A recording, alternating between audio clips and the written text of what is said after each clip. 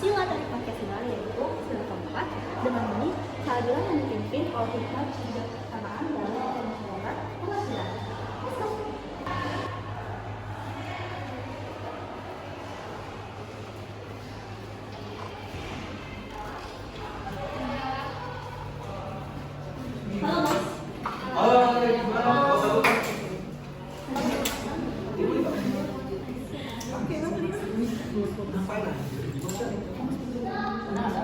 Kamu lagi ngapain itu?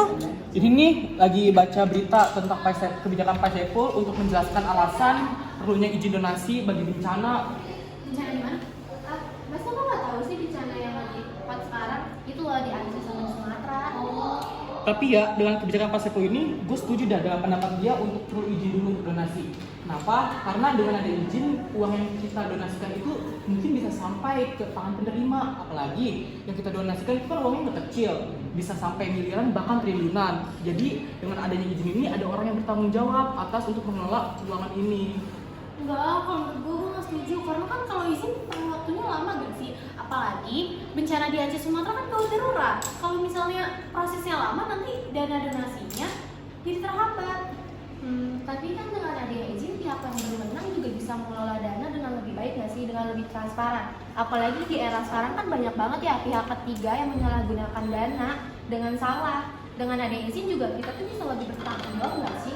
Nah bener tuh. Nah, tapi ya nggak semua sumbangan itu harus ada izin nggak sih? Apalagi nih ya, terutama sifat sumbangan itu sukarela. Terus buat kegiatan sosial yang mendesak ini yang kayak seperti ini kan. Terus jadinya ribet kalau harus ada izin gitu nggak sih? Tapi menurut gue ya, izin juga bisa melindungi masyarakat nggak sih dari paksaan saat dimintain sumbangan. Tapi kan kalau misalkan izin nih, sumbangan kayak gitu nggak perlu nggak sih birokrasi yang ribet? Cukup kepercayaan masing-masing aja, nanti malah menimbulkan masalah-masalah baru kalau gitu. Tapi ya dengan adanya izin, jadi kita tahu nih tidak ada paksaan dari orang-orang lain. Apalagi kalau misalkan kita tahu nih banyak influencer yang cari muka depan umum ataupun pejabat, itu pasti dia menarik perhatian dong untuk mendapatkan asumsi masyarakat. Tapi kan kalau misalkan dengan adanya izin ya malah bisa menimbulkan tuh pihak-pihak ketiga masuk, bahkan malah nanti dampaknya duit-duitnya nanti malah nggak dicapein gitu, malah masuk ke dia. Tapi kan dengan adanya izin juga kita bisa meminimalisir dengan adanya orang ketiga nggak sih? Itu kan ada tanggung jawabnya kan. Jadi si pendonasi itu bisa lebih bertanggung jawab dengan adanya orang ketiga, kan kita nggak tahu ya duitnya nanti bakal kemana. Nah iya, kalau misalkan harus izin itu kan lumayan ribet juga ya, kayak yang kata gue tadi jelasin. Terus nanti pasti bakal ada kayak potongan-potongan itu nggak sih buat izinnya atau segala macamnya kemungkinan kan. Nah gimana tuh? Gue juga setuju banget sih. Soalnya kan yang kalian tahu pemerintah kita tuh suka berbelit itu masih masalah administrasi. Udah gitu banyak banget lagi potongannya, entah buat surat ini, buat surat itu yang ada sebelum bukannya nyampe ke pihak yang membutuhkan malah keburu habis buat administrasi kayak gitu ya nggak sih? Ya masa duit, gimana kita mau maju kalau kita nggak percaya sama kerja pemerintah? Tapi kan data lapangannya kalian setuju nggak? Kalau saya sih enggak sih, Apalagi banyak pejabat kita tuh yang korupsi. Tuh banget. Nah, dengan situasi begini kita harus saling percaya sama pemerintah. Bukan berarti dengan kejelekan pemerintah itu semua orang bisa ketuk palu bahwasanya mereka itu semuanya jahat. Tapi ada kok pemerintah yang benar-benar tulus untuk negeri ini. Kalau gini ya, kalau misalnya kita tanpa perizinan, gimana kok bisa dananya itu benar-benar ketilep sama orang dan itu kan gak ada pertanggungjawaban dari pemerintah ya. Terus dengan adanya izin itu bisa meminimalisir uang itu, gitu. Gue setuju banget sih sama pendapat Dodi. Apalagi kan kalian tahu kan pemerintah itu terlalu ribet banget administrasi. Yang ada, yang tadinya niatnya donasi 1M, gara-gara kepotong administrasi tuh yang nyampe malah hanya 1M, 1T. Terus juga kayak apa sih namanya?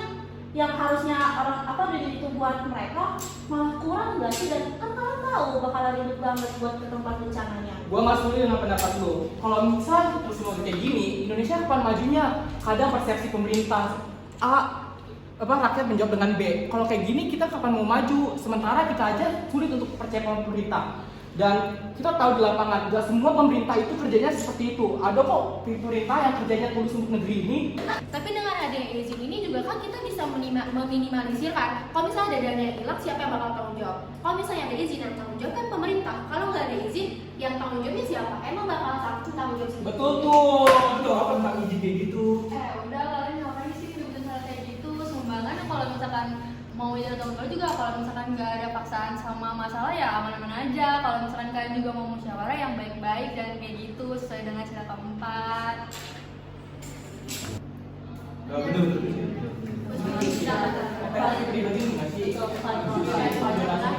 Nah, berikut adalah contoh video pengimplementasian sila keempat yang berbunyi kerakyatan yang dipimpin oleh hikmat kebijaksanaan dalam pemusyawaratan perwakilan.